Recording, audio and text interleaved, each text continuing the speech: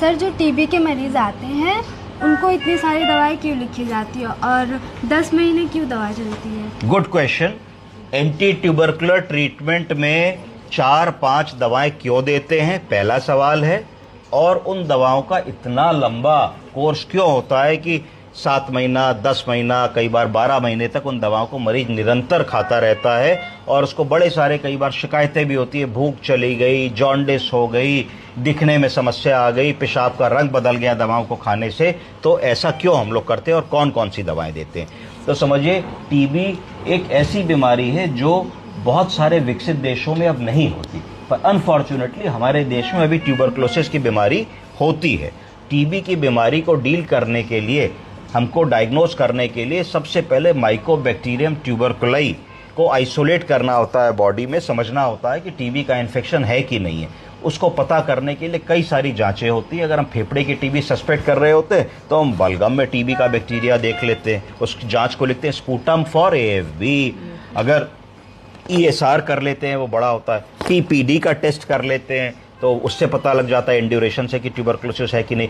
कई आजकल ब्लड के टेस्ट आ गए जिनको टीबी गोल्ड कहा जाता है, बॉडी फ्लूइड्स के टेस्ट आ गए जिनको एडीए कहा जाता है, एडिनोसिन डीएमिनेज एंटीजन कहा जाता है। तो विभिन्न प्रकार के टेस्ट है। एक बार टेस्ट हो गए और ये पुष्टि हो गई कि मरीज को लंबा बुखार 3-4-5 महीने से आ रहा है, ठीक नहीं हो रहा है, रोज इवनिंग राइज इन टेम्परेचर है, तो इसका मतलब है कि टीबी की एक बड़ी संभावना है। किसी के फेफड़े में पानी आ गया है तो भी टीबी की बड़ी संभावना है। तो उस स्थिति में आपके चिकित्सक जांच के बाद ये पता लगा देते हैं कि टीबी है कि नहीं। टीबी होने के बाद हम लोगों को उसको एंटी ट्यूबरकुलर ट्रीटमेंट देना होता है। एंटी ट्यूबरकुलर ट्रीटमेंट हमारे भारतवर्ष में टीबी की जो 4 इंपॉर्टेंट दवाएं हैं उनके बारे में मैं आपको बताऊंगा। तो जो गोली या किट आती है जिसको AKT4 कहते हैं, क्या कहते हैं? AKT4 या एक्यूरेट 4, वो 4 दवाओं का कॉम्बिनेशन होता है। 4 दवाओं का कॉम्बिनेशन क्यों दिया जाता है? जिससे मरीज को एक ही गोली में अगर चारों दवाएं मिल जाएंगी तो उसके लिए खाना बेटर होगा और कंप्लाइंस बेटर होगी। अगर उसको कहा जाए अलग अलग बहुत सारी दवाएं खाओ तो शायद मरीज भूल जाए, कंफ्यूज हो जाए और दवाएं ना खाए,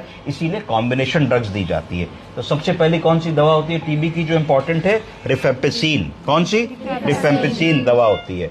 दूसरी दवा होती है आइसोनियाजाइड। तीसरी दवा होती है पायराजिनामाइड। चौथी दवा होती है इथेम्ब्यूटॉल। ये 4 दवाएं होती हैं टीबी की जो हम लोगों को मरीज को देनी होती है। इन चारों दवाओं का एक फिक्स्ड कॉम्बिनेशन होता है। तो अगर हम एक्यूरेट 4 गोली की बात करें जो कॉम्बिनेशन ड्रग आती है तो उसमें जो रिफेम्पिसिन है वो 150 मिलीग्राम होती है। कितनी होती है? 150 मिलीग्राम। आइसोनियाजाइड 75 मिलीग्राम होती है, पायराजिनामाइड 400 मिलीग्राम होती है और इथेम्ब्यूटॉल 275 मिलीग्राम होती है।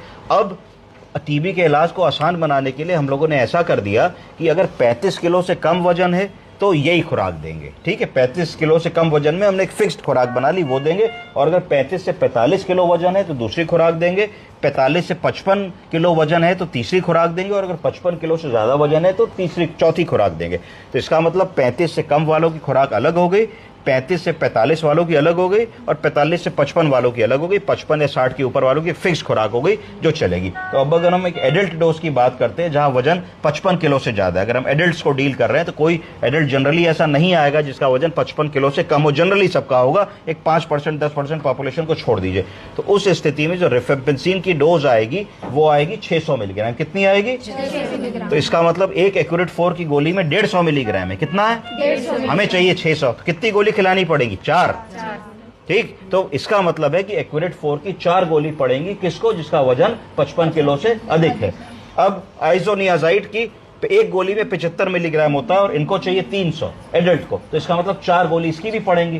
तो जो एक्यूरेट 4 की एक गोली थी उसमें 4 दवाएं मिली थी, तो 4 दवा जिस डोज में थी, जब उसको 4 गोली एक साथ खाओगे तो एडल्ट डोज में कन्वर्ट हो जाएगी, यानी कि 55 किलो का आदमी को तुम दे सकती हो। तो उसको तुमने कह दिया दादा 4 गोली सुबह सुबह आपको खा लेनी है, आपका टीबी का इलाज इसी से हो जाएगा। कई बार आदमी टॉलरेट नहीं करता तो कहते 2 सुबह खा लो 2 शाम को खा लो, इस तरीके से काम को करते हैं। अब अगर मान लो किसी को पल्मोनरी ट्यूबरकुलोसिस की दवा तुम्हें लिखनी है या लिखा हुआ प्रिस्क्रिप्शन तुमको पढ़ना है जिसका एडीए पॉजिटिव आया है, बलगम पॉजिटिव आया, टीबी की पुष्टि हो गई है, तो तुम उसको कैसे क्या प्रिस्क्रिप्शन लिख सकते हो? अगर तुमको अलग अलग लिखना है, एक तो तुमने एक्यूरेट 4 लिख दिया तो उसमें ज़्यादा दिमाग नहीं लगी, चारों दवाएं आ गई, और इतना तुमने दिमाग लगा लिया कि अगर 35 किलो से कम का था तो तुमने कहा कि 1 गोली रोज खाओगे, और अगर 35 से 45 किलो का था तो तुमने कहा 2 गोली रोज खाओगे, और अगर वो 45 से 55 का था तो 3 गोली कर दी, और 55 से 60 पे 4 गोली कर दी। तो सिंपल फार्मूला हो गया कि जब तक स्पेशलिस्ट के पास नहीं जा रहे, उसको तेज तर्रार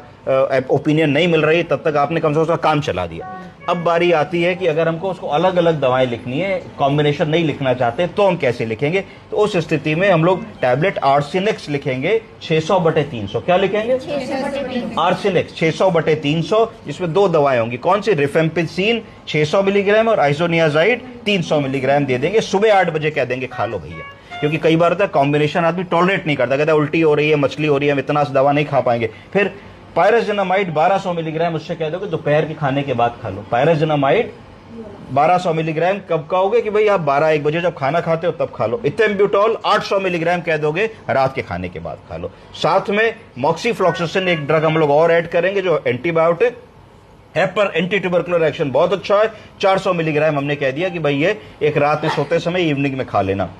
बेनेडॉन की गोली 20 मिलीग्राम की आवश्यक है हर ऐसे प्रिस्क्रिप्शन से ऐड करना, हम लोग ऐड कर देंगे। इतना प्रिस्क्रिप्शन हम अलग अलग लिख सकते हैं। अब थोड़ा सा ये पता होना चाहिए कि अगर मरीज जो है वो कंप्लेंट कर रहा है आपको कि हम लोगों को टीबी की दवा खाते ही भूख मर गई, जॉन्डिस होने लगी, आंखें पीली लगने लगी, पेशाब पीला होने लगा, तो क्या करना चाहिए?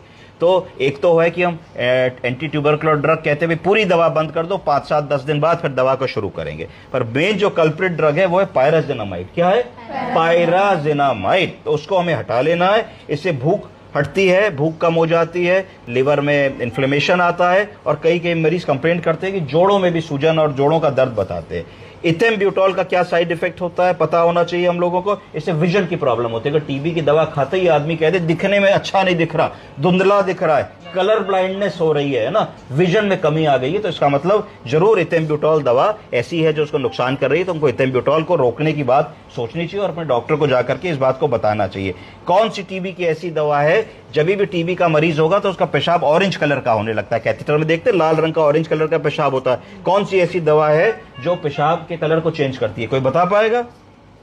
रिफेम्पिसिन। ठीक है, तो रिफेम्पिसिन एक ऐसी दवा है जो खाली पेशाब का ही कलर नहीं, कई बार सलाइवा का कलर, पसीने का कलर, दांत का कलर और आंसू निकलेंगे उनका कलर रेड ऑरेंज करने की क्षमता रखती है। इतनी चीजें मोटी मोटी हम लोगों को एज नर्सिंग ऑफिसर्स ट्यूबरकुलोसिस के ट्रीटमेंट और ट्यूबरकुलोसिस की दवाओं के बारे में पता होनी चाहिए। अब बारी आई कि लंबा इलाज क्यों चलता है? लंबा इलाज इसलिए चलता है क्योंकि माइकोबैक्टीरियम ट्यूबरकुलाई जब शरीर में एक बार घर कर जाता है तो वो बहुत तेजी से उसका कॉलोनी काउंट बढ़ने लगता है और बहुत तेजी से हमारे शरीर में नुकसान पहुंचाने लगता है और बॉडी के टिश्यू को डैमेज करने लगता है। तो उसको जब तक संपूर्ण इलाज नहीं दोगी, इरेडिकेट नहीं करोगी, जब तक उस बैक्टीरिया के काउंट को 0 बॉडी से नहीं करोगी, तब तक तुम्हें आराम नहीं मिलेगा। इसलिए WHO और कई सारी ऐसी एजेंसीज द्वारा ट्रीटमेंट प्रोटोकॉल्स बनाए गए कि इस टीबी में 6 महीने चलेगा, इस टीबी में 9 महीने चलेगा, इस टीबी में बोन टीबी बड़ी जटिल टीबी है तो 12 महीने चलेगा। एक और प्रकार की टीबी होती है जिसको MDR कहते हैं, multiple drug resistant tuberculosis,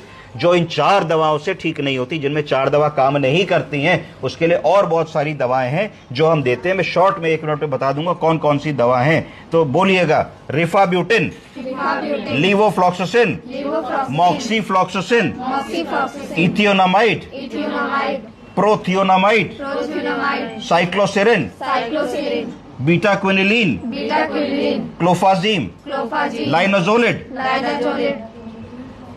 high dose of isoniazid, imipenem, meropenem. इतनी दवाएं हैं जो एंटीबायोटिक ग्रुप की हैं पर जिनका एंटी ट्यूबरकुलर एक्शन भी है। कई बार जब टीबी ठीक करने की जो 4 दवाएं हैं कॉम्बिनेशन काम नहीं करती, तो इन दवाओं के कॉम्बिनेशन को लगा करके हमको टीबी का इलाज करना पड़ सकता है। तो अगर कभी आप देखें कि एंटी ट्यूबरकुलर ट्रीटमेंट में ये दवाएं लिखी हैं तो अचंभित नहीं होना है, इन दवाओं को भी दिया जा सकता है। समझ गए आप लोग? ओके।